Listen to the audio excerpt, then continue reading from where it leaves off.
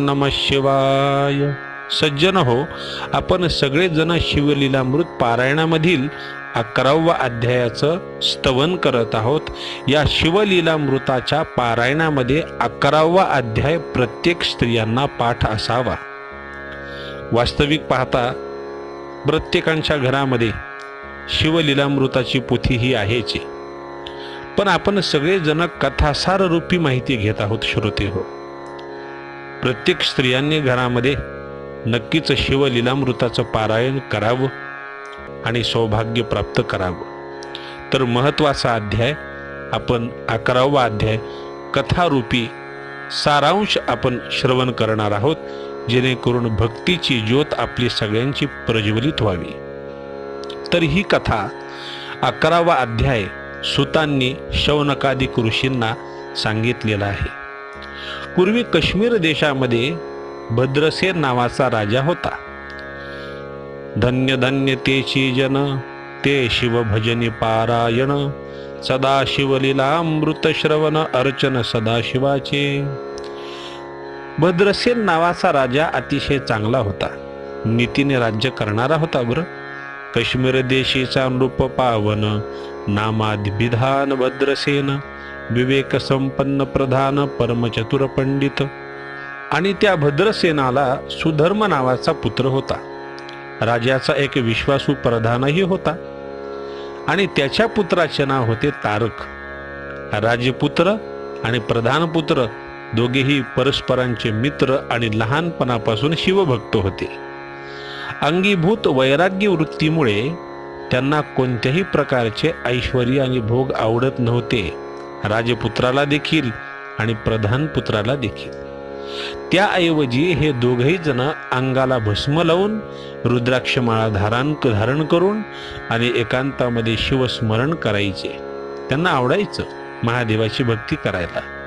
त्या दोघांचे वागणे पाहून राजा आणि प्रधान यांच्या पुढे प्रश्नच उभा राहिला. ते दोघेही जण विचार करत होते की यांच्या पुढे होणार काय. या विचाराने नेहमी दोघेही जण चिंतातूर असायचे. म्हणून एके दिवशी पाराशर ऋषी राजाच्या भेटीला आले. राजाने आपली चिंता त्यांच्या कानावरती टाकली. तेवढ्यात ते दोन्ही कुमार तेथे आले. त्यांना आपल्या दिव्य दृष्टीने अवलोकन केल्यावर पाराशर ऋषी राजाला म्हणाले की राजा, हे दोघेही जण शिवभक्त आहेत.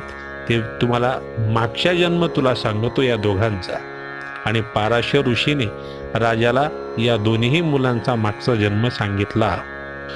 पूर्वी काश्मीर देशात उत्तम महापट्टन नंदीग्राम, तेथील वारांगना मनोरम महानंदा नामतीयेचे. पूर्वीच्या काळी नंदीग्राम या नगरामध्ये महानंदा नावाची वेश्या राहत होती. आणि ही महानंदा वेश्या आपली आई आणि भाऊ यांच्या समवेत राहत होती. महानंदेने एक कोंबडा आणि एक माकड पाळली होती. त्यांच्या गळ्यात रुद्राक्ष माळा घालून आणि त्यांच्या गळ्याला कपाळाला भस्म लावून ती त्यांना नृत्य करायला शिकवत होती. तिच्या नृत्य शाळेत तिने एक शिवलिंग सुद्धा स्थापन केले होते आणि त्यांच्या समोरच त्या दोघांना ती बांधून ठेवीत असे. मग काही ब्राह्मण त्या देवालयामध्ये त्या पिंडीच्या समोर, शिवलिंगाच्या समोर काही पुराण सांगण्यासाठी काही ब्राह्मण येत होते. त्यावेळेस हे दोघही जण, कोंबडा आणि माकड, हे दोघही जण कथा ऐकत बसायचे. अशा प्रकारे महानंदेसोबत त्या दोन प्राण्यांनाही शिवभक्ती घडत होती. एके दिवशी शंकराने तिची परीक्षा घेण्याचे ठरवले आणि सौदागराचा वेश घेऊन महादेव महानंदेच्या घरी आले. त्याचे रूप पाहून ती वेडावली. तिने त्यांचे स्वागत केले आणि आता पुढील 3 दिवस मी फक्त तुमचीच आहे असे सांगितले. तेव्हा सौदागराने स्वतःचे कडचे दिव्य लिंग तिच्याकडे दिले आणि म्हणाला, हे लिंग माझे प्राण आहे, सांभाळून ठेव. ते जर भंगले किंवा जळले तर मी अग्नीमध्ये प्रवेश करील.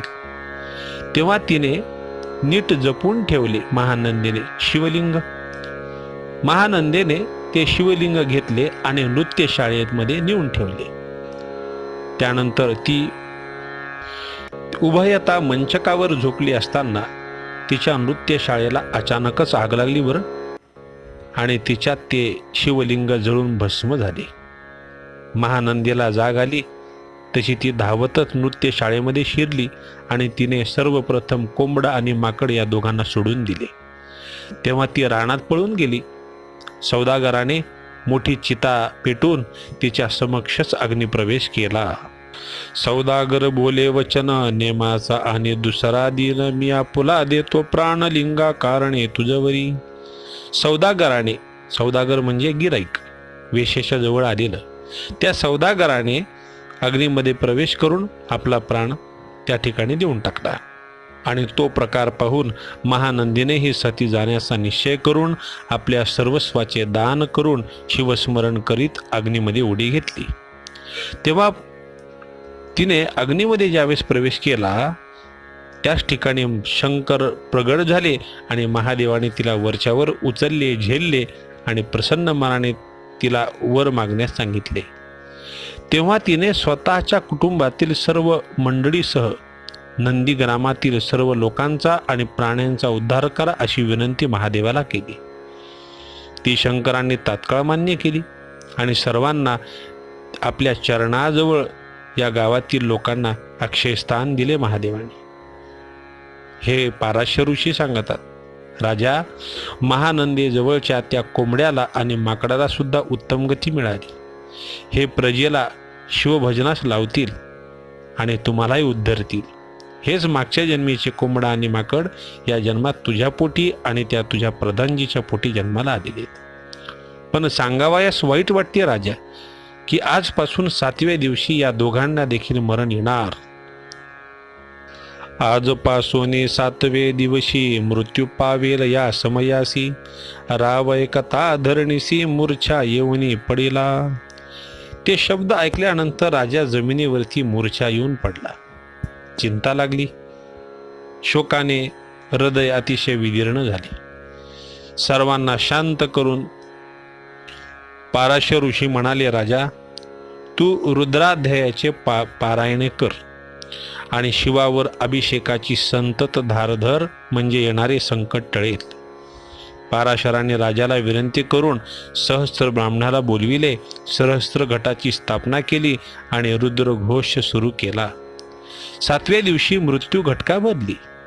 बाळ सुधर्माची शुद्ध हरपली. हृदयही थांबले, हृदय देखील त्याचे थांबले. त्याची अवस्था पाहून राजा व्याकुळ झाला. पाराशरांनी ते रुद्र उदक त्याच्या अंगावरती शिंपडले. तेव्हा तो शुद्धीवरती येऊन पूर्ववत झाला, पहिल्यासारखा झाला. ते पाहून सर्वत्र आनंदाचे उधाण आले.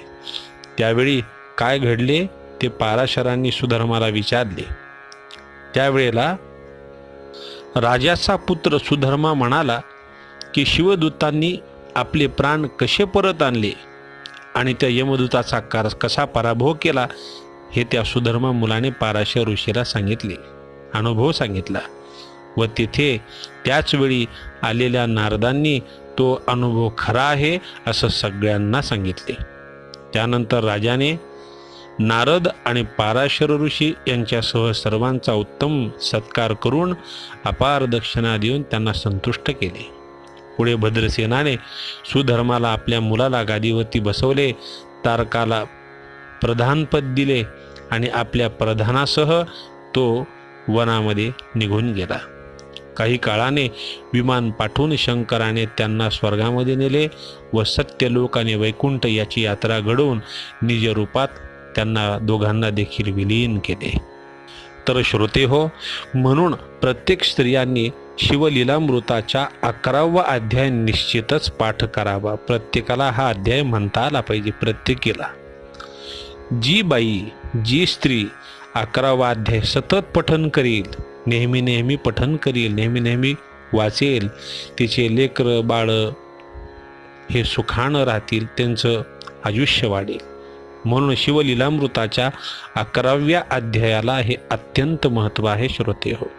तर या ठिकाणी शिवलीलामृताचा 11वा अध्याय पूर्ण झाला. शिवलीलामृत ग्रंथ प्रचंड स्कंद पुराण ब्रह्मोत्तर खंड परिसोत सज्जन अखंड 11ाध्याय गोडः श्री सांब सदा शिवार्पणमस्तु. ओम नमः शिवाय.